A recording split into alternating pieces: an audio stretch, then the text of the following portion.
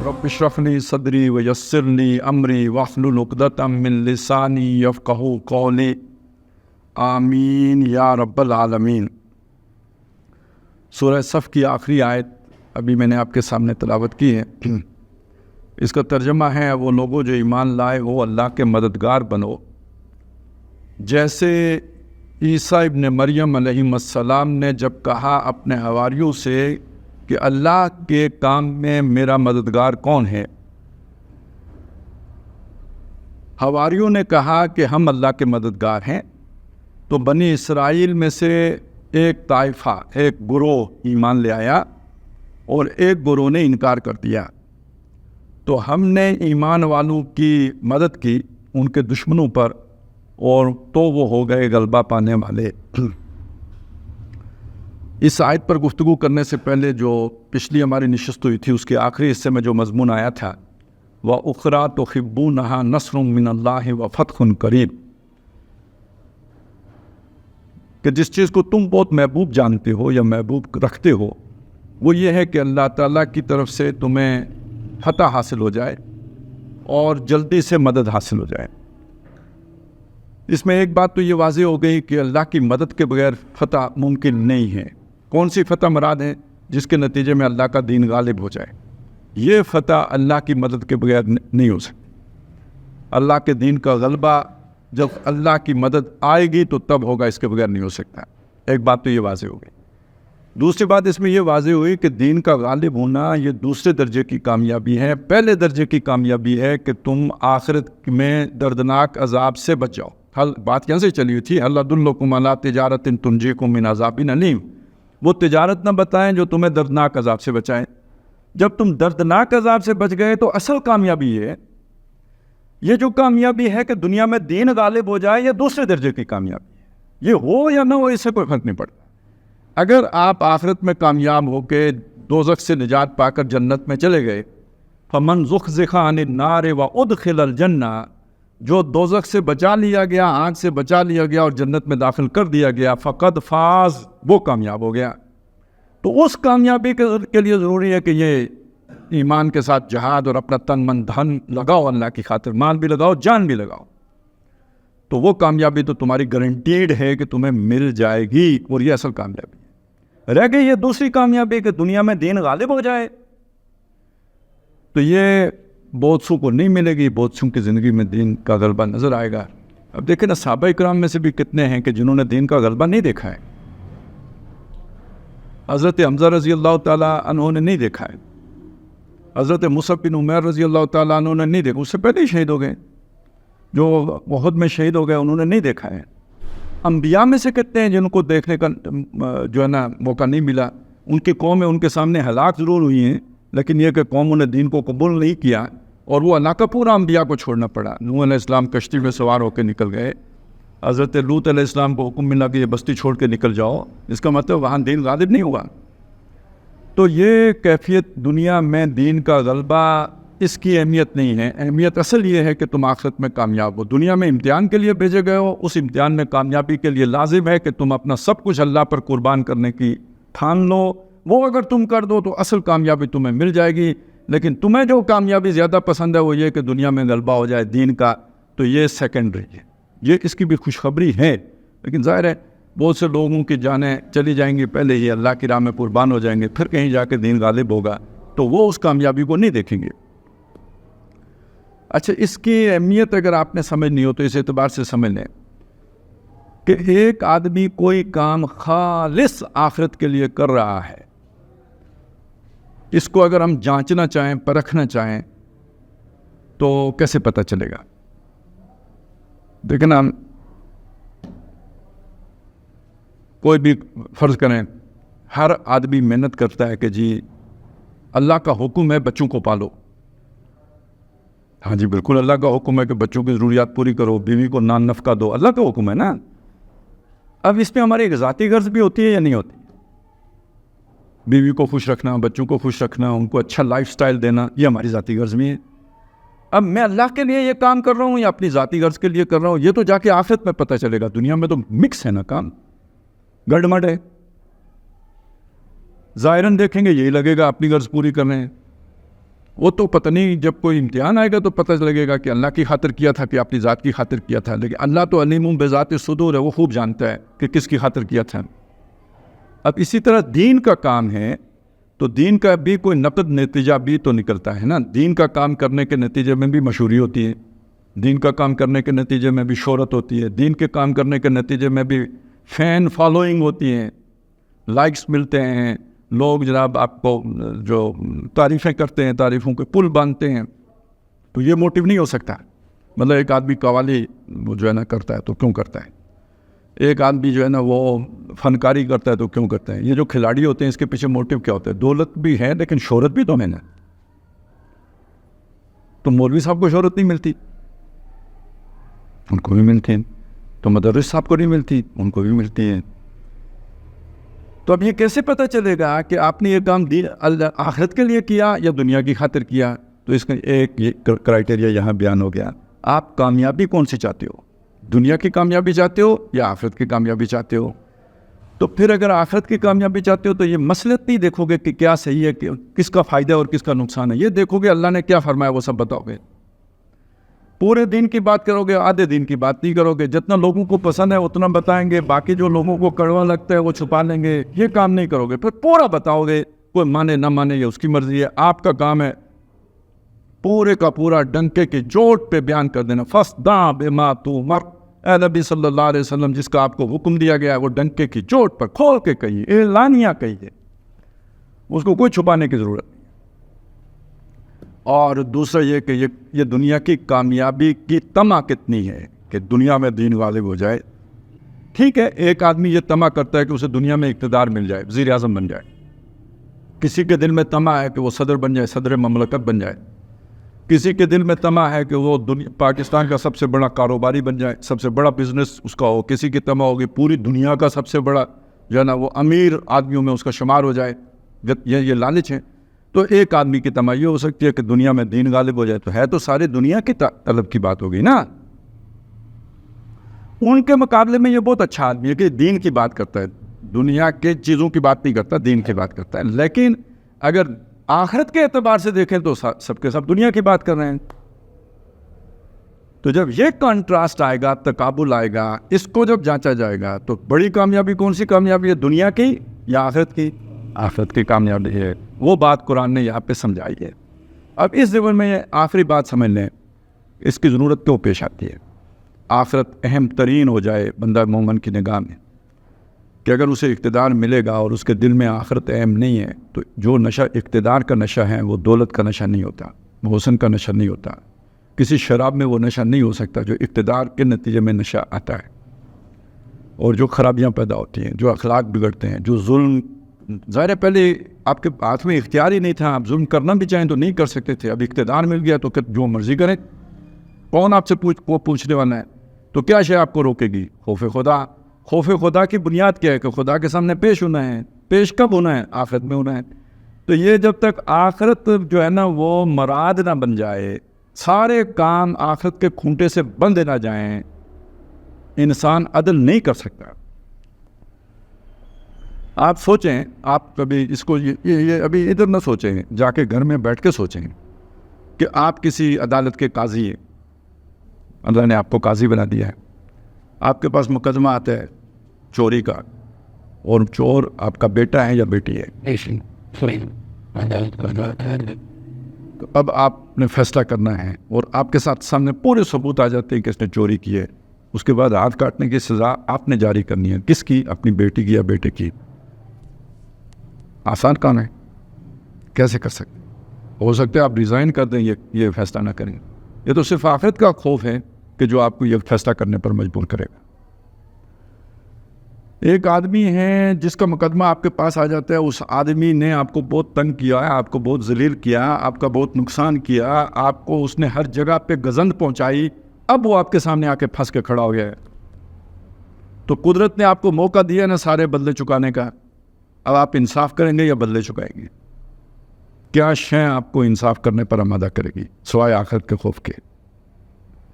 ایک آدمی ہے جس سے آپ کو بہت محبت ہے اور اس کے خلاف، جیسے ابھی میں نے یہ چوری والی مثال دی، اس کے خلاف فیصلہ کرنا بن گیا ہے، تو کیا شے آپ کو زور لگا کے اس محبت پر غالب آئے گی؟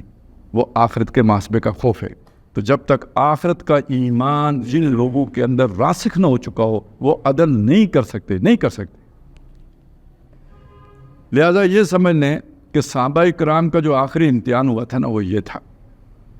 جب یہ آیات سورہ آل عمران میں جو آئی ہیں بہت سے لوگوں کو سمجھ میں نہیں آئی، کہ جس میں وہ جب مسلمانوں کو کہا گیا کہ ہم نے تو تمہیں اپنا وعدہ پورا کر دیا تھا، صدقکم اللہ وعدہ استخصونہم باذنہ، جب تم ان کی گردنیں کاٹ رہے تھے اللہ کے حکم سے، حتیٰ اذا فشلتم، یہاں تک کہ تم نے کمزوری دکھائی، وتنازعتم فی الامر، اور معاملے کے اندر تم نے تنازع کیا، کھینچ تان کی، یعنی معاملہ جو ہے نا تمہارا کھینچا تانی والا ہو گیا. وہ میں سمجھاؤں گا کیا ہوا. تنازعتم فی الامر وعصیتم، اور تم نے نافرمانی کی، من بعد ما اراکم ما تحبون، بعد اس کے من بعد ما، الفاظ ذہن سے نکل گئے، جب تم نے وہ دیکھ لیا جو تمہیں بہت زیادہ پسند تھا، ما تحبون، جب بہت پسند تھا. تو اکثر لوگ مفسرین نے یہاں ترجمہ یہ کیا کہ مال غنیمت دیکھ کر تم نے وہ سارا کام کیا. واقعہ یہ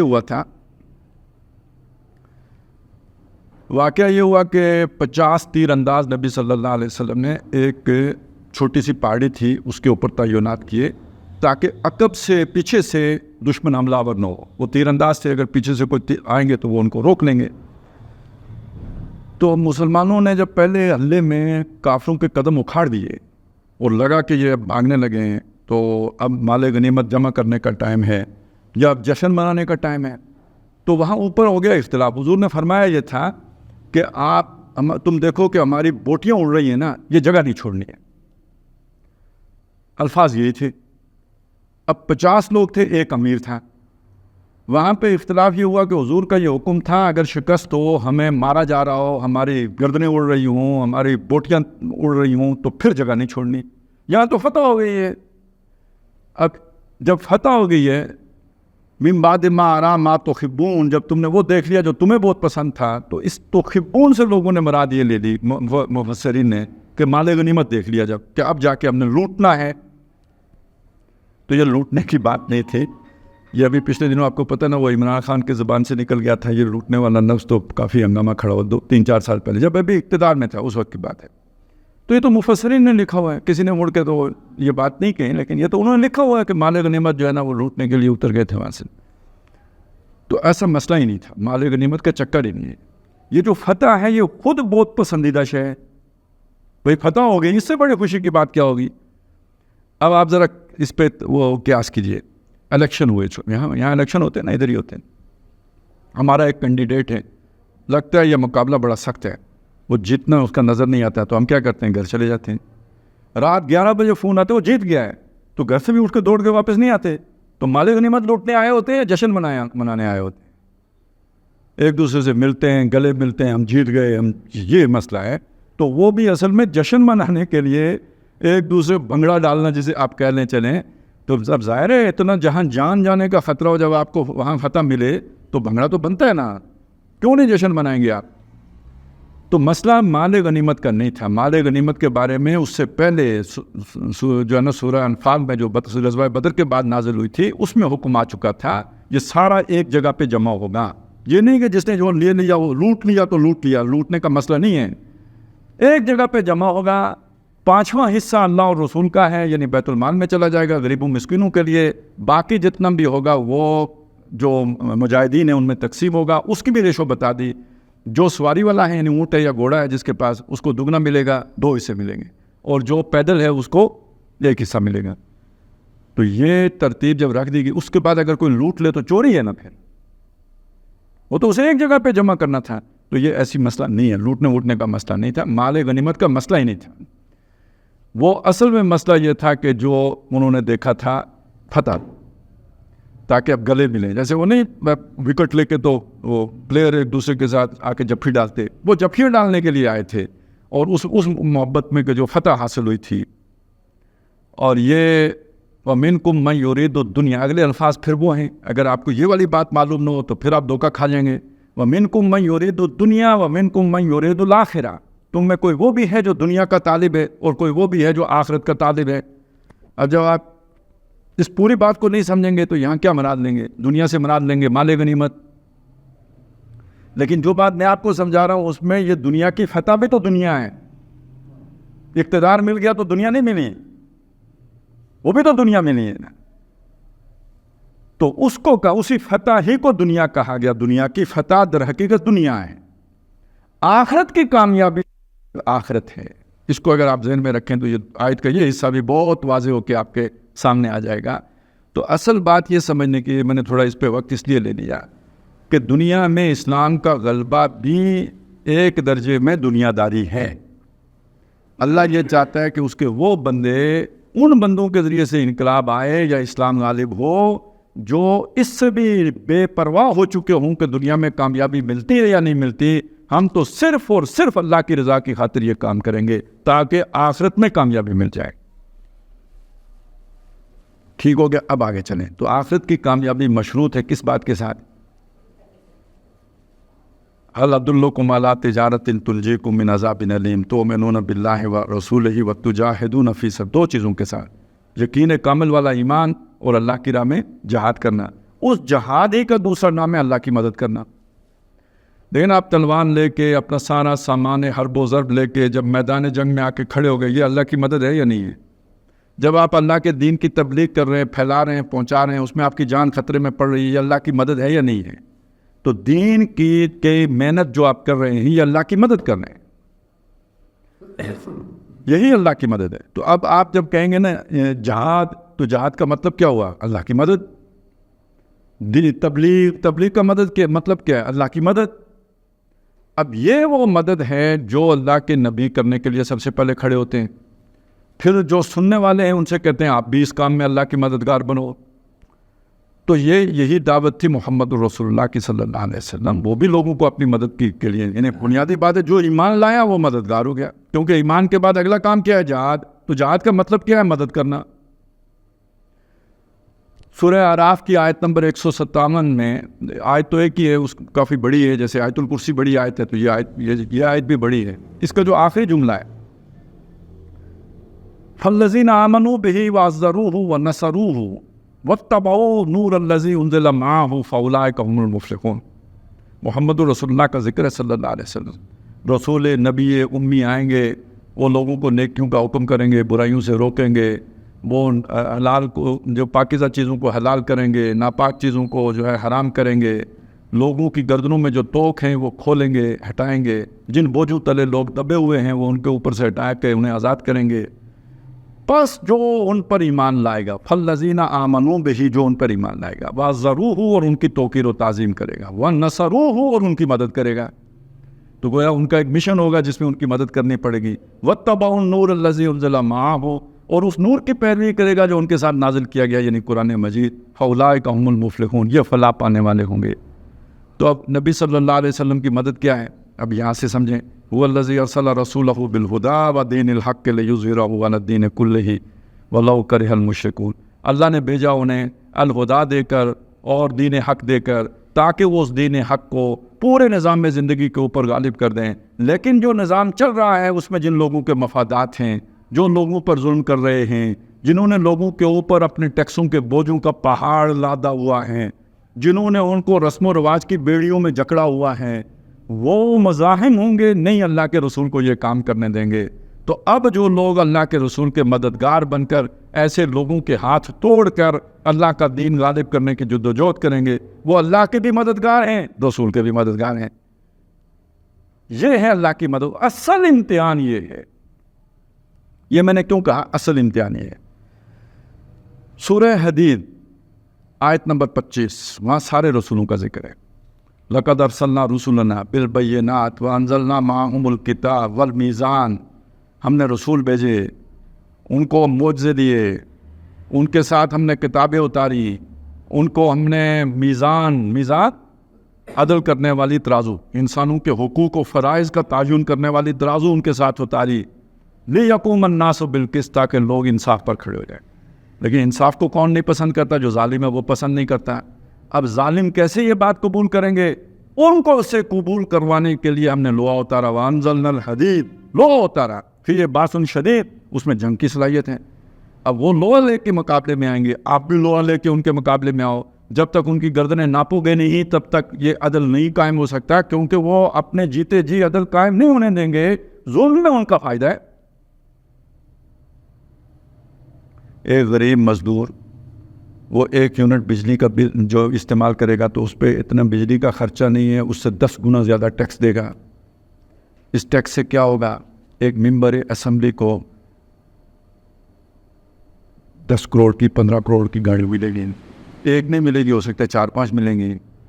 اب وہ یہ چاہیں گے کہ بھئی یہ اچھا ان کی بجلی بھی معاف ہوگی، پتہ نہیں 500 یونٹ معاف ہوں گے، وہ تو ویسے استعمال کر سکتے ہیں۔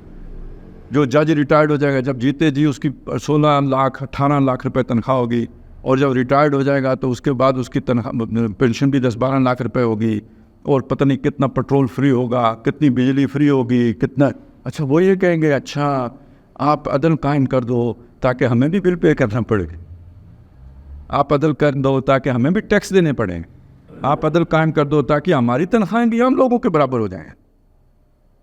تم پاگل ہو، یہ ملک ہمارا ہے، تم ہمارے غلام ہو۔ یہ منہ سے نہیں کہتے لیکن اصل مقصد تو یہی ہے نا، غلامی کے طریقے بدل گئے۔ آج ہم جو محنت کرتے ہیں اس کے بدلے میں جو ٹیکس دے کے اسی اشرافیہ کو پالتے ہیں، تو وہ آقا ہیں تو ہم غلام ہیں۔ پہلے والے آقا زبردستی لے لیتے تھے آپ سے، کڈو جو کما کے لائے اتھے رکھو، شام کو وہ لے لیں گے، اور آج والے آقا ذرا طریقے سے لے لیتے ہیں، ٹیکس لگا کے لے لیتے ہیں، اور خود عیاشی کرتے ہیں، اور لوگوں کو جو نا وہ ظلم کی چکی میں پیستے ہیں۔ وہ کب چاہیں گے کہ عدل قائم ہو؟ وہ تو اپنے ساری طاقت کے ساتھ عدل قائم کرنے کی قوتوں کا راستہ روکیں گے۔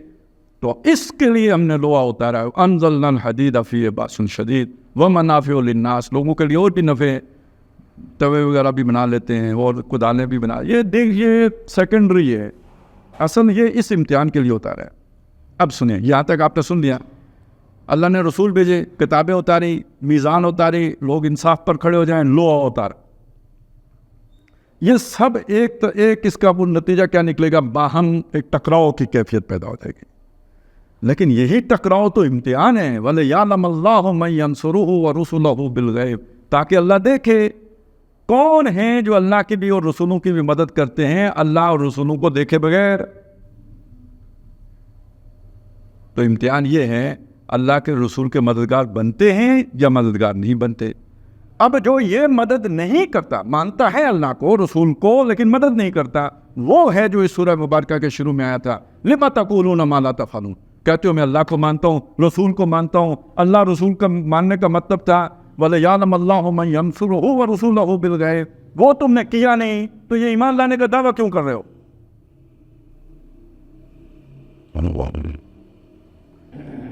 یہ ہے سارا مضمون جو یہاں پہ بنا گیا۔ اگر آپ کو سمجھ آ گئی ہے کہ دین یہ ہے تو پھر مطالبہ کیا ہے؟ وہ لوگوں جو ایمان لائے ہو، کونو انصار اللہ، اللہ کے مددگار بن جاؤ۔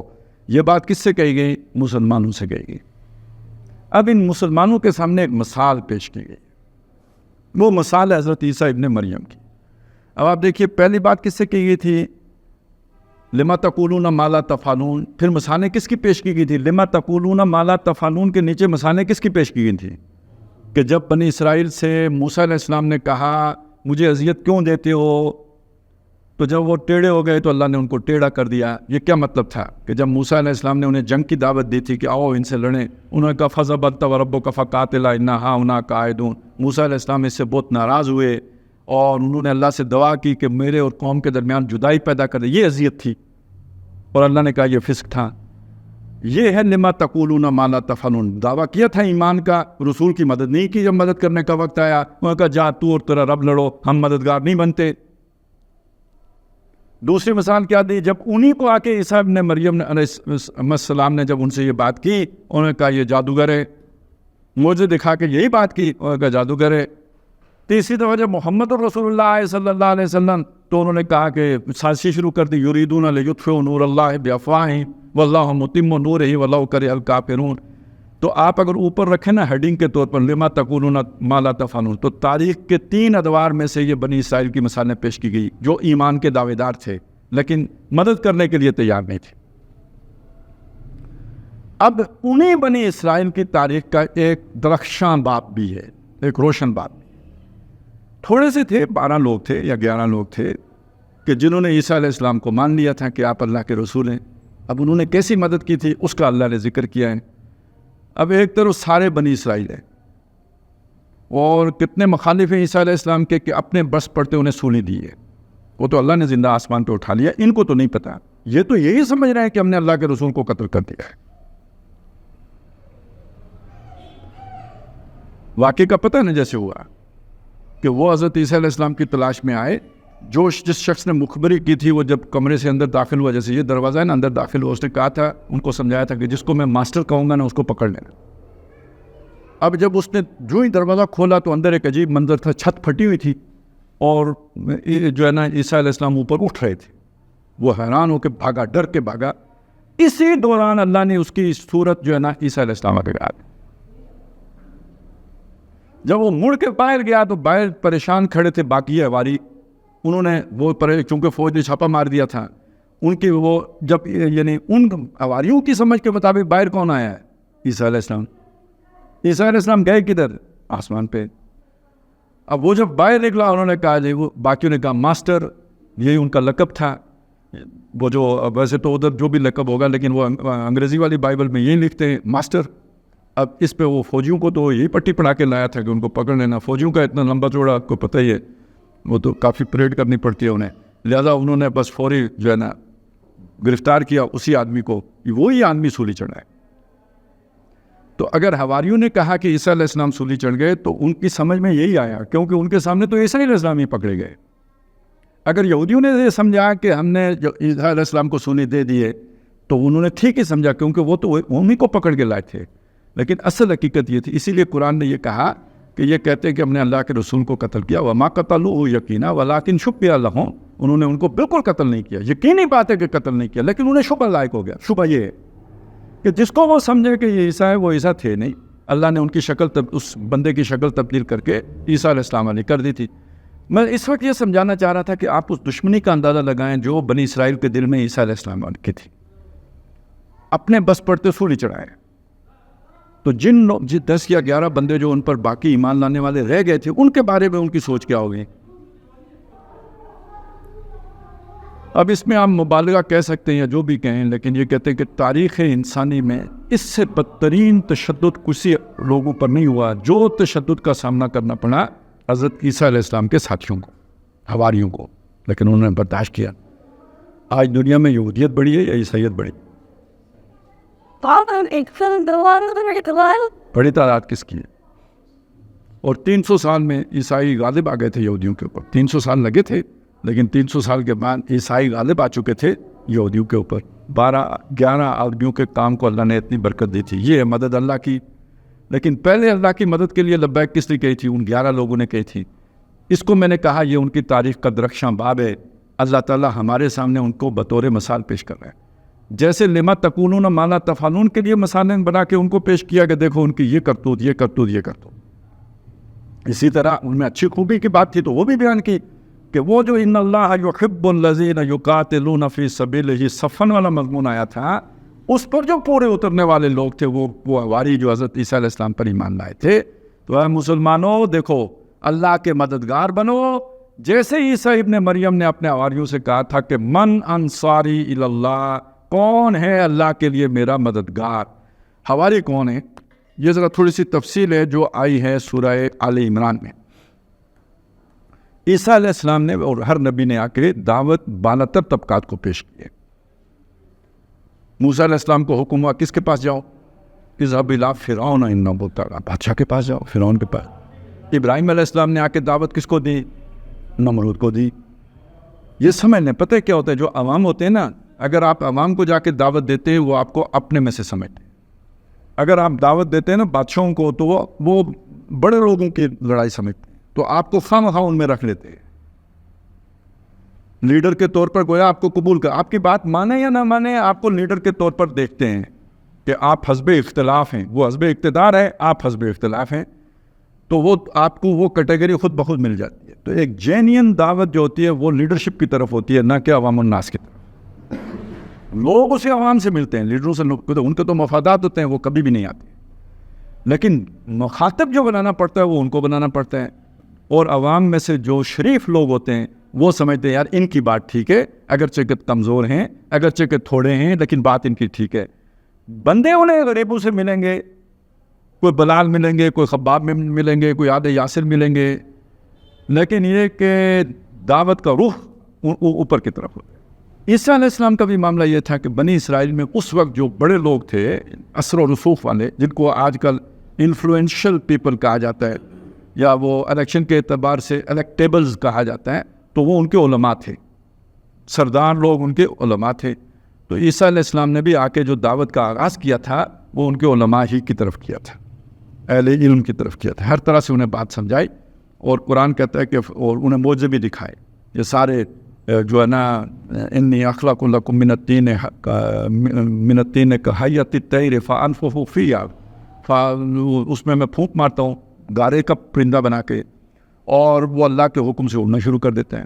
وَأُحْيِي الْمَوْتَ، مردوں کو زندہ کر دیتا ہوں بِإِذْنِ اللَّهِ، اللہ کے حکم سے. یہ سارا کچھ دکھایا، اور اس کے باوجود وہ ماننے کے لیے تیار نہیں ہوئے. تو قرآن کہتا ہے فَلَمَّا أَحَسَّ عِيسَى ابْنُ مَرْيَمَ مِنْهُمُ الْكُفْرَ، جب عیسیٰ ابن مریم نے دیکھ لیا کہ یہ ماننے والے نہیں ہیں، کفر ہی کریں گے، اب انہوں نے آواز لگائی قال الحواریون، انہوں نے حواریوں سے کہا حواریوں سے من للحواریین، حواریوں سے کہا من انصاری اللہ، قال الحواریون نحن انصار اللہ آمنا باللہ واشہد بأننا مسلمون.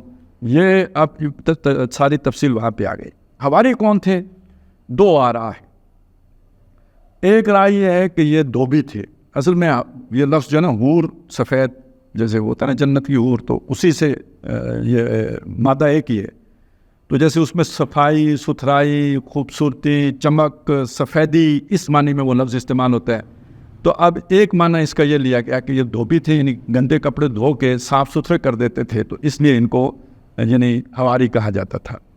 اور ایک رائے یہ ہے کہ نہیں، مچھیرے تھے، ان کو حواری کہا گیا. تو بہرحال ثابت کیا ہوا کہ معاشرے کے مزدور طبقے کے لوگ تھے، دھوبی ہوں تو بھی اور مچھیرے ہوں تو تب بھی. تو گویا امیروں نے بات قبول نہیں کی، غریبوں نے ہی قبول کی. وہ جو بھی 10 11 12 لوگ تھے وہ انہوں نے مان لی ان کی بات، اور انہوں نے کہا ہم اللہ کے مددگار بنیں گے، اور پھر ہر طرح کی انہوں نے قربانی دی. تو کما قال عیسی ابن مریم للحواریین. اچھا، عیسی ابن مریم نے کیا فرمایا؟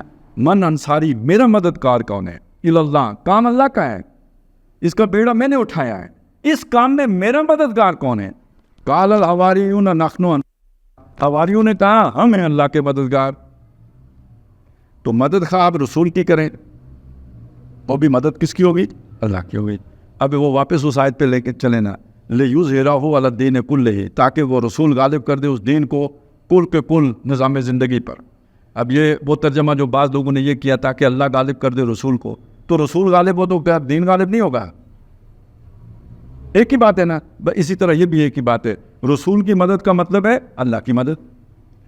تو اصل میں اللہ کے عہد کس کے ساتھ ہے؟ اللہ کے ساتھ ہے. نبھایا کیسے جائے گا؟ جو دنیا میں جس کو آپ نے امیر ماننا ہے اس کے حکم کے مطابق اس کو نبھایا جائے گا. یہ ہے جس سے وہ نظم قائم ہوگا. بنیادی بات یہ ہے، یعنی اساسی بات یہ ہے، اللہ کے مددگار بنو. اب مددگار بننے کا معاہدہ کس کے ساتھ ہے؟ میں اللہ کا مددگار ہوں، تو میرا معاہدہ کس کے ساتھ ہوا؟ اللہ کے ساتھ ہوا. اب عمل درآمد کیسے ہوگا؟ جن جن لوگوں کا اللہ سے معاہدہ ہے وہ اپنا ایک نظم تشکیل، بنیان مرصوص بننا ہے نا، تو وہ ایک نظم بنائیں گے، جو جس کو اپنا امیر مانیں گے اس کی اطاعت کریں گے. تو گویا اس کی مدد بھی کر رہے ہیں، لیکن یہ مدد ہے کس کی؟ اصلاً اللہ کی مدد ہے. یہی وہ بات ہے جو سورہ توبہ میں بھی آئی، ان اللہ اشتری من المؤمنین انفسهم واموالهم بان لهم الجنہ. بے شک اللہ تعالیٰ نے خرید لیے اہل ایمان سے ان کے مال بھی ان کی جانیں بھی، اس لیے کہ بدلے میں انہیں جنت دینی ہے. معاہدہ کس سے؟ اللہ سے. اسی معاہدے کو ایک اور کھولا گیا جب صلح حدیبیہ کے موقع پر نبی صلی اللہ علیہ وسلم نے بیعت علی الموت دی ہے. اب مریں گے یہاں، واپس نہیں جائیں گے. تو اس میں ذکر آتا ہے لقد رضی اللہ عن المؤمنین اذ یبایعونک تحت الشجرہ. اللہ تعالیٰ ان اہل ایمان سے راضی ہو گیا جب وہ آپ سے نبی بیعت کر رہے تھے درخت کے نیچے. اور بیعت یہی تھی نا، مال جان اللہ کو بیچ چکے، اب لگانے کا وقت آیا تو لگائیں گے. جو حق کی خاطر جیتے ہیں مرنے سے کب ڈرتے ہیں جگر؟ جب وقت شہادت آتا ہے دل سینوں میں رقصاں ہوتے ہیں. تو معاہدہ تو پہلے کر چکے تھے، اب تو لگانے کا وقت آیا تھا تو انہوں نے کہا لبیک. تو وہ لبیک کہہ کے حاضر ہو گئے, ہاتھ میں ہاتھ دے دیا, اللہ ان سے راضی ہو. آگے الفاظ انما یبایعون ان الذین یبایعونک انما یبایعون اللہ. اے نبی, جو آپ کے ساتھ بیعت کر رہے تھے اصل میں وہ بیعت اللہ سے کر رہے تھے. بظاہر سودا کس سے ہو رہا ہے؟ محمد رسول اللہ کا سے, کہ آپ کے کہنے پر جان و مال لگائیں گے, لیکن اصل معاہدہ کس سے ہے؟ اللہ سے. ید اللہ فوق ایدیہم, ان کے ہاتھوں کے اوپر اللہ کا ہاتھ تھا. کیا مطلب؟ ایک ہاتھ ہے محمد رسول اللہ کا صلی اللہ علیہ وسلم, ایک ہاتھ ہے اس صحابی کا جو آ کے کہہ رہا ہے کہ میں جان و مال آپ کے حکم کے مطابق قربان کروں گا. دو ہاتھ ہو گئے. ایک ہاتھ نظر نہیں آتا, وہ اس سے اوپر ہے, وہ کس کا ہے؟ اللہ کا ہاتھ ہے. تو معاہدہ اصلاً کس کے ساتھ؟ اللہ کے ساتھ. نبھایا کیسے جائے گا؟ جو دنیا میں آپ نے نظم قائم کر کے اپنا کوئی امیر بنایا ہے, اس کے حکم کے مطابق اسے نبھایا جائے گا. یہ ہے انصار اللہ, اللہ کا مددگار بننا. تو آپ اسے انصار اللہ کہیں یا انصار رسول اللہ کہیں, بات ایک ہی ہو گئی. تو حضرت عیسیٰ علیہ السلام نے کہا میرا مددگار کون ہے؟ انہوں نے کہا جی ہمیں اللہ کے مددگار. فآمنت طائفۃ من بنی اسرائیل, تو بنی اسرائیل کا ایک گروہ ایمان لایا. کتنے تھے وہ گروہ؟ میں نے آپ کو بتا دیا 12. وکفرت طائفہ, اور دوسرے گروہ نے انکار کیا. یہ کون سا گروہ تھا؟ یہ ان کی رولنگ ایلیٹ. اگرچہ کہ اس وقت وہاں پہ سلطنت روما کا قبضہ ہو چکا تھا, لیکن بنی اسرائیل کا نظم جن کے پاس تھا وہ ان کے علماء تھے. گویا مقتدر طبقہ تو وہی تھا بنی اسرائیل کا, اس نے انکار کر دیا, وہ نہیں مانا. فلما حس عیسیٰ منہم الکفر, تو کفر کس نے کیا؟ وہ جو علماء کا طبقہ تھا. اور سارے بنی اسرائیل ان کے متبعین تھے, ان کی پیروی کرتے تھے, ان کے فتووں پر چلتے تھے. انہوں نے جب کہا کہ عیسیٰ جو ہے وہ جادوگر ہے, تو سارے بنی اسرائیل نے مان لیا کہ جادوگر ہے. انہوں نے کہا جادو کفر ہے, سارے بنی اسرائیل نے مان لیا کفر ہے. انہوں نے کہا کفر کرنے والا مرتد ہے, انہوں نے مان لیا کہ مرتد ہے. اور انہوں نے کہا کہ جی جو مرتد ہے وہ واجب القتل ہے, انہوں نے مان لیا کہ واجب القتل ہے. یہ جو ہے نا وہ ان کی جو ہے نا وہ چارج شیٹ تھی جو عیسیٰ علیہ السلام کو تھمائی گئی, جس کے نتیجے میں انہوں نے ان کو اپنے بس پر دے سولی دے دی, اگرچہ کہ اللہ نے ان کو زندہ آسمان پر اٹھا لیا تھا. فَأَيَّدْنَا الَّذِينَ آمَنُوا عَلَىٰ عَدُوِّهِمْ. اب دیکھیے آپ نے کس کی مدد کی؟ اللہ کی مدد کی. تو اللہ کس کی مدد کرے گا؟ ان تنصروا اللہ ینصرکم, وہ تو اگر تم اللہ کی مدد کرو گے تو اللہ تمہاری مدد کرے گا. وَلَيَنْصُرَنَّ اللَّهُ مَن يَنْصُرُهُ, اور اللہ لازماً اس کی مدد کرتا ہے جو اللہ کی مدد کرے. تو اب اگلی بات یہی آ گئی, تو اللہ نے مدد کی ان کی جو ایمان لائے تھے, یعنی جو اللہ کی مدد پر کمر بستہ ہوئے, اللہ ان کی مدد کو آ گیا. عَلَىٰ عَدُوِّهِمْ, ان کے دشمنوں کے مقابلے میں. دشمن کون تھے ان کے؟ بنی اسرائیل. اب یہاں سے آپ بلکہ فَأَصْبَحُوا ظَاهِرِينَ, تو وہ غالب ہو گئے. کون؟ عیسائی غالب ہو گئے. میں آپ کو بتا چکا کتنا وقت لگا, 300 سال لگے. اور تاریخ کا کتنا لمبا بڑا پہیہ چلا. آپ حیران ہوں گے کیسے کیسے اللہ تعالیٰ اپنے کام جان نکالتا ہے اور بناتا ہے. کل پرسوں نہیں, اب میرا خیال ہفتہ 10 دن ہو گئے ہیں, ایک بڑا خوبصورت جملہ سننے کو ملا. کوئی شاید ان پڑھ خاتون ہوگی ان کا ہے, لیکن بڑا حکیمانہ جملہ ہے. ایک خاتون بیمار ہو گئی, ان کی تیمارداری کے لیے وہ پڑوسن آئی, اور انہوں نے آ کے دیکھ سن کے کہا کہ بس اللہ تعالیٰ جو ہے نا اسی طرح کوئی بہانہ بناتا ہے, بات اپنے پر نہیں آنے دیتا. یعنی اس نے بین سطور یہ کہا کہ اب آپ کا چل چلاؤ ہے, ہاں جی, تو بات اللہ اپنے پہ نہیں آنے دیتا, تو کوئی نہ کوئی اسباب کی سطح پہ بہانہ بنا دیتا ہے. تو اب یہ جو اسباب کا گورکھ دھندا ہے نا, بندہ اس میں الجھ کے رہ جاتا ہے, اللہ نظر نہیں آتا ہے. بندہ یہ سمجھتا ہے یہ اللہ کا کام نہیں ہے, یہ یوں ہوا تو پھر یوں ہوا, پھر یوں ہوا تو یوں ہوا. وہ اس میں گاہ میری نگاہ تیز الجھ کے رہ گئی میرے توہمات میں, یہ نگاہ ادھر الجھ کے رہ جاتی ہے, آگے نہیں دیکھ پاتی. یہ بندہ مومن کی نگاہ ہے جو آگے بھی دیکھتی ہے. گاہ میری نگاہ تیز چیر گئی دل وجود, یہ وجود ہے نا سارا جو نظر آتا ہے, اس کو چیر کر وہ اصل حقیقت نظر آتی ہے. گاہ الجھ کے رہ گئی میرے توہمات میں, تو اکثر تو توہمات میں الجھی رہتی ہے. وہ جو بہانے اللہ بناتا ہے نا بات اپنے پر نہ آنے دینے کے لیے, اسی میں بندہ الجھ کے رہ جاتا ہے. تو یہ 300 سال کے بہانے جو بنے, سب سے پہلی بات یہ ہوئی کہ ان پہ تشدد ہوا, جو بھی ہوا سب ہوا. اچھا یہ بات اب ہمیں بھی سمجھنے کی ضرورت ہے کہ ایک قوم ہے جس نے اللہ کے رسول کا انکار ہی نہیں کیا, اپنے بس پڑتے اسے سولی چڑھائی. یعنی اللہ کے دین سے دشمنی اتنی ہے لیکن سمجھتے اپنے آپ کو دیندار ہیں. اب ادھر ہی رکیں, اپنے بارے میں سوچیں. آج ہم سودی کاروبار کرتے ہیں، ہمارے تمام مسلمان ممالک سودی نظام کے اوپر چل رہے ہیں، بے حیائی عام ہے، اب کوئی دینداری کی طرف کوئی توجہ بھی نہیں ہے، دین کا نام بھی نہیں لیتے ہیں، دین کے نام کو دقیانوسیت سمجھتے ہیں۔ ظاہر ہے جو ہمارا حکمران طبقہ ہے سب کا یہی مسئلہ ہے یا نہیں ہے؟ سب کا یہ مسئلہ ہے۔ تو مولوی کو وہ سمجھتے ہیں کوئی پتہ نہیں پہاڑوں پہ جو ہے نا آباد کوئی پرانی گمراہ قسم کی کوئی جو ہے نا وہ مصیبت مسلط ہے، تو چلیں ان سے سلام دعا رکھنی پڑتی ہے، اور کبھی کبھی سورہ یاسین ان سے سننی پڑتی ہے، یا وہ مرتا ہے بڈھا تو اس کو جا کے جنازہ تو اسی ملا نے پڑھانا ہوتا ہے، تو یہ اس حد تک وہ عزت احترام کر لیتے ہیں۔ دنیا کے اعتبار سے کیا سمجھتے ہیں؟ نکو نکھٹو، بیکار، قدیم، قدامت پرست، یہ ان کی سوچ ہے۔ تو جدیدیت کیا ہے؟ وہ کوئی دینداری ہے یا مادہ پرستی ہے؟ مادہ پرستی ہے، وہ سب اس کے اوپر چلنے والے لوگ ہیں۔ یہ ہے مسلمان، ایک طرف یہ ہے، دوسری طرف کیا ہے؟ ہم مسلمان ہیں، ہم ادھر بھی پنگا لیں گے، ہم ادھر بھی پنگا لیں گے، ہم ادھر سے اسٹریٹجیکل ڈیپتھ ڈھونڈیں گے، ادھر سے پتہ نہیں کڑی جناب شہرک نکالیں گے، ہر طرف پنگے۔ کیوں؟ ہم مسلمان ہیں۔ یہ ذرا ذہن میں رکھیں۔ کام کس والے؟ کافروں والے۔ وضع میں تم و نصارہ تو تمدن میں ہنور، یہ مسلمان ہیں کہ جنہیں دیکھ کے شرمائیں وہ، اور مقابلہ کافروں سے بھروسے پر کس کے؟ اللہ کے۔ ہم مسلمان ہیں۔ اللہ کے بڑے دشمن کون؟ خود بنے ہوئے، اور مدد کے امید کس سے؟ اللہ سے۔ تو جب ایسا ہوتا ہے نا تو پھر ان مسلمانوں کا وہ اشر ہوتا ہے جو ہماری کرکٹ ٹیم کا ہوا ہے، ٹھیک ہے نا؟ ایسے مسلمانوں کی اللہ مدد نہیں کرتا، ان کی ٹھکائی کراتا ہے۔ اب ان کو دیکھیں انہوں نے کیا کیا، یہ ٹھکائی کیسے ہوتی ہے؟ انہوں نے یہ کام کیا کہ عیسیٰ علیہ السلام کو اپنے بس پڑتے سولی چڑھایا، لیکن ٹھیک اسی ٹائم کے پر جہاد شروع کیا۔ کس کے خلاف؟ میں نے آپ کو بتایا تھا کہ سلطنت روما نے یروشلم پر قبضہ کیا ہوا تھا۔ کہا جناب ہم مسلمانوں کے اوپر مشرک آ کے حکمران ہو گئے، ہم جہاد کا اعلان کرتے ہیں۔ یار بالکل ہماری کاپی ہے یا نہیں؟ اللہ کے دین کے دشمن، اللہ کے رسولوں کے دشمن، آواریوں کے دشمن، لیکن رومیوں کے مقابلے میں اللہ کی امید پر، توکل پر بے خطر کود پڑا آتش نمرود میں عشق۔ تو پھر رومیوں نے ٹھوکیا اور بجا کے ٹھوکیا۔ یروشلم تب تباہ ہوا ہے، ابھی تک دوبارہ وہ مسجد تعمیر نہیں ہوئی ہے جو سلیمان علیہ السلام نے بنائی تھی اور بعد میں حضرت زکریا نے بنائی تھی۔ تھرڈ ٹیمپل نہیں بنا ہے، 70 عیسوی میں برباد ہوا تھا۔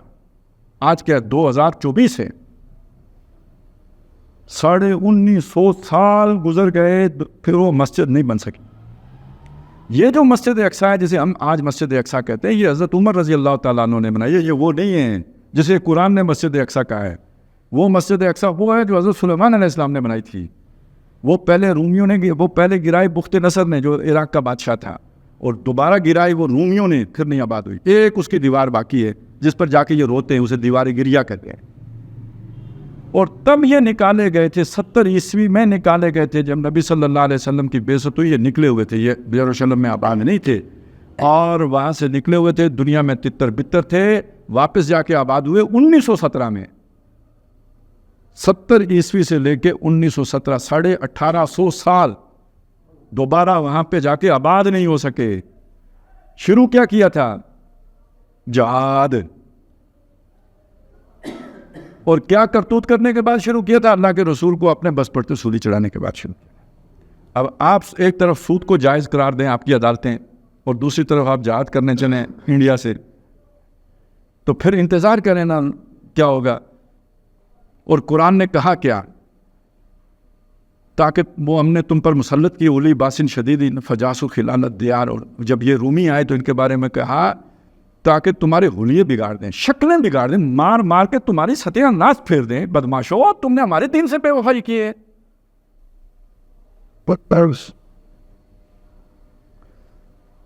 ایسوں کا مددگار بننا اللہ کے غضب کو دعوت دینے کے مترادف ہے۔ اللہ نے موسیٰ علیہ السلام سے کہہ دیا تھا کہ اب قوم نے انکار کر دیا نا تو ان کے حمایتی نہیں بننا۔ جب نوح علیہ السلام نے اپنے بیٹے کے لیے دعا کی، دعا کدھر کی تھی؟ صرف پوچھا تھا اللہ مجھے سمجھ نہیں آئی یہ ہوا کیا ہے، تو اللہ نے کہا خبردار، جو بات نہیں جانتے اس کے بارے میں سوال نہیں کرنا۔ جس پر اللہ کا غضب نازل ہو رہا ہو تم اس کے بارے میں پوچھتے ہو کہ وہ اس پر غضب کیوں نازل ہوا؟ اللہ ظلم کرتا ہے کیا؟ تو اے بات سب آئی ہما وردہ تست، یہ جو کچھ ہو رہا ہے یہ اپنے ہاتھوں کے کیے ہوئے کرتوتے ہیں. ظہر الفساد فی البر والبحر بما کسبت ایدی الناس. اس وجہ سے یہ مسلمانوں کو پھینٹی چڑھ رہی ہے. اللہ کے مددگار بنو گے تو اللہ مدد کرے گا، اور اگر نہیں بنو گے تو اگر یونس علیہ السلام اپنی بستی کو چھوڑ کے چلے جائیں گے تو مچھلی کے پیٹ میں جائیں گے، ان سے زیادہ تو تم برگزیدہ نہیں ہو. یہ بات آپ کو کوئی نہیں بتائے گا. نعرے سب لگوائے گے آپ سے. یہی نعرے بنی اسرائیل نے لگائے تھے رومیوں کے خلاف، یہی نعرے آج ہم لگا رہے ہیں یہودیوں کے خلاف. لیکن یہ نہیں سوچ رہے ہیں کہ یہودی ہم پر مسلط کیوں ہوئے. یہ دین سے بے وفائی کے نتیجے میں مسلط. تو خیر ایک بات تو یہ تھی کہ اللہ تعالیٰ نے یہودیوں کو تو ٹھکوا دیا. کس سے؟ رومیوں سے، جو کون تھے؟ مشرک تھے. ان عیسائیوں کے اوپر بھی رومیوں نے بہت تشدد کیا ہے. یہ جو اصحاب کہف کا واقعہ ہے جنہوں نے پناہ لی تھی، یہ رومیوں ہی کے دور کا واقعہ ہے. اوپر وہ مشرک لوگ تھے، انہی کا ایک بادشاہ تھا دقیانوس. اس کے دور میں یہ جو لوگ عیسائیت جنہوں نے قبول کر لی تھی، بچے تھے، نوجوان، تو جان بچانے کے لیے جا کے غار میں چھپنا پڑا تھا. یعنی وہ عیسائیوں کا بھی دشمن تھا، یہودیوں کا بھی دشمن تھا. یہودیوں کا تو جو ہوا سو ہوا. عیسائیوں کو اللہ تعالیٰ نے کسی طرح کرتے کرتے کرتے ایک وقت آیا پوری سلطنت روما عیسائی ہو گئی سن 300 عیسوی میں. تو یروشلم کس کے قبضے میں تھا؟ رومیوں کے قبضے میں. رومی سارے کون ہو گئے؟ عیسائی ہو گئے. اب یروشلم کس کا ہو گیا؟ عیسائیوں کا ہو گیا. تو جب نبی صلی اللہ علیہ وسلم کی بعثت ہوئی ہے، آپ کی پیدائش کب کی ہے؟ 571 کی. تو انہیں اس سے 271 سال پہلے وہ عیسائی شہر بن چکا تھا یروشلم.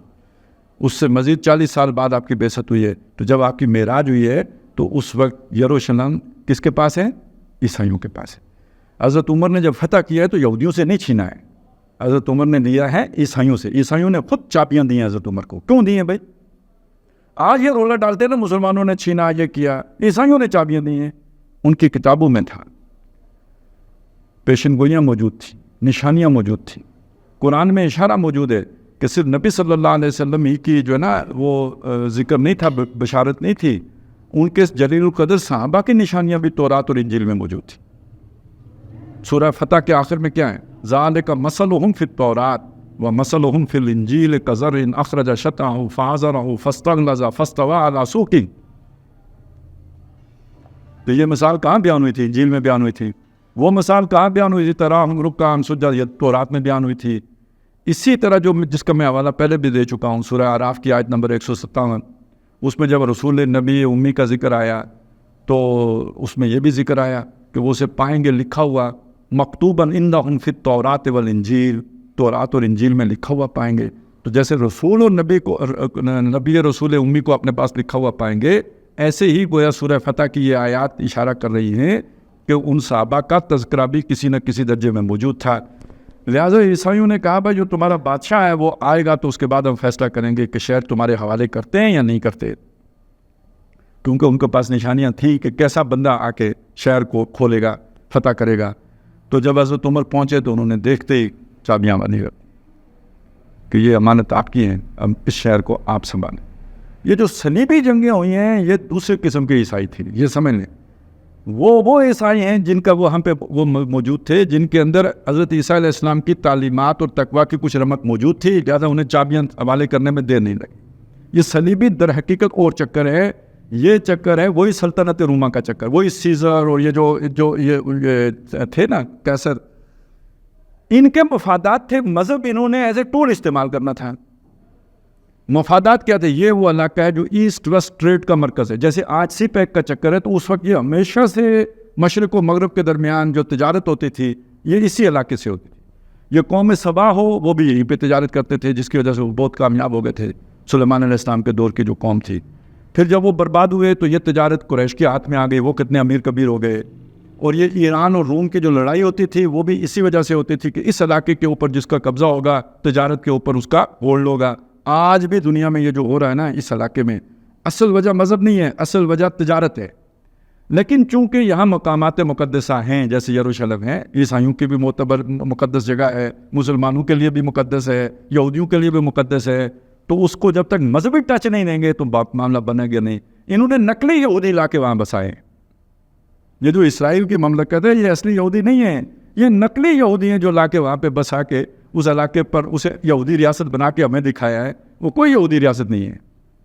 وہ فرنٹ پوسٹ ہے مغربی طاقتوں کی، اس لیے وہ ان پر مرتے ہیں. ذرا سی ان کو رکاوٹ آتی ہے دوڑ کے آتے ہیں، کیونکہ ان کی چوکی ہے اس تجارت کو قابو رکھنے کے لیے. اور اب انہیں چونکہ خطرہ ہے چین سے، تو اس لیے اس چوکی کو مضبوط کرنے، اسے بڑا بنانے کے چکر، گریٹر اسرائیل بنانے کے خواب دیکھ رہے ہیں. تو اس علاقے پہ قبضہ کرنا تھا کیسر نے. وہ قبضہ یا جو سلطنت روما کی وہ سوچ تھی، مادہ پرستانہ سوچ تھے عیسائی، لیکن یہ کہ اس پر قبضہ کرنے کے لیے پھر انہوں نے وہ صلیبی دستے یعنی مذہب کی بنیاد پر اپیل کی. جیسے ہمارے ملک میں کوئی تحریک چلانی ہو نا، تو وہ تحریک جب تک لا الہ الا اللہ اس کے پیچھے چورن نہ لگائیں تو سپیڈ نہیں پکڑتی. تو اسی طرح سمجھیے اس وقت رومیوں کو جو ہے نا اسے سپیڈ دینے کے لیے یہ صلیب کی فتح اور صلیب اور یہ سارا کر کے اصل مقصد یروشلم پر قبضہ کر کے اپنے اس کے لیے جو ہے نا تجارتی سرگرمیوں کے لیے رستہ ہموار کرنا تھا. تو وہ صلیبی جنگیں وہاں سے شروع ہوئی. تو یہ مختلف قسم کے عیسائی ہیں. وہ عیسائی جنہوں نے چابیاں حضرت عمر رضی اللہ تعالیٰ عنہ کو دی تھی، وہ ان کی سوچ اور تھی. یہ جو عیسائی آ کے صلیبی جنگیں کرتے رہے، ان کی سوچ کوئی اور تھی. اور آج کے عیسائی در حقیقت وہ عیسائی بھی نہیں ہیں جو صلیبی جنگیں کرتے تھے. آج کے عیسائی یہودیت کے سب سے یعنی صہیونیت، اب یہودیت نہیں ہے صہیونیت، یہ جو ایک ہے نا صہیون ایک چٹان ہے، یعنی وہ جو ایک صہیونی ریاست بنانے کے خواب دیکھ رہے ہیں. اور اس کے پیچھے اب انہوں نے جو مذہبی ٹچ دیا ہے وہ یہ ہے کہ عیسائیوں کو یہ سمجھایا گیا ہے کہ جب تک تھرڈ ٹیمپل نہیں بنے گا. تھرڈ ٹیمپل کون سا؟ وہ جو سلیمان علیہ السلام والی مسجد پہلے گری، بخت نصر نے گرائی تو اسے بنایا، دوسری مرتبہ زکریا نے، اور پھر دوسری مرتبہ رومیوں نے گرا دی. تو اب جب تک تیسری دفعہ وہ نہیں بنے گی اور اس میں لا کے حضرت داؤد علیہ السلام کا تخت رکھ نہیں دیا جائے گا. اب آپ حیران ہوں گے وہ تخت اس وقت کہاں ہے؟ وہ برطانیہ میں ہے.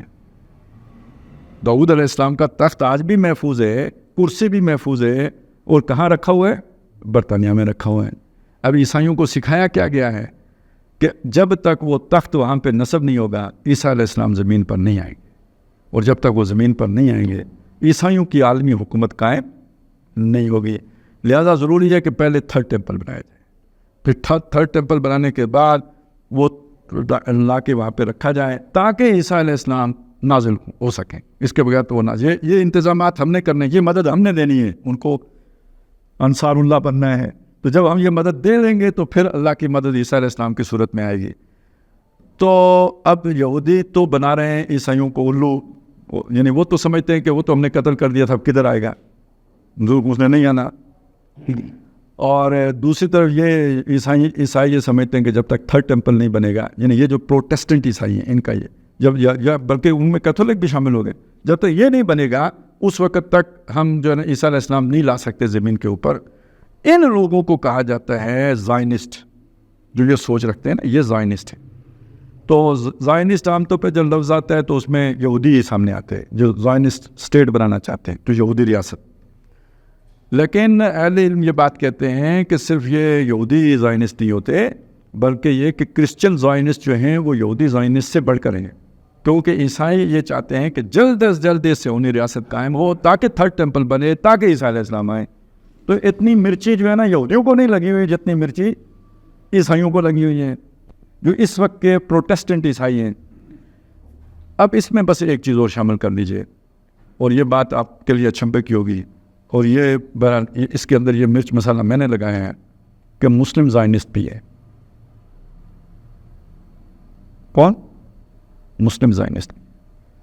ابھی یہ مسلم کو آپ انورٹڈ کاماز میں رکھیں، بس میں سمجھانے کے لیے مسلم کا لفظ استعمال کر رہا ہوں، اور وہ بھی بتاؤں گا کیوں کر رہا ہوں. یہ جو مسلم زائنسٹ ہیں نا، یہ مسلمان سمجھے جاتے ہیں، یہ مسلمان نہیں ہیں.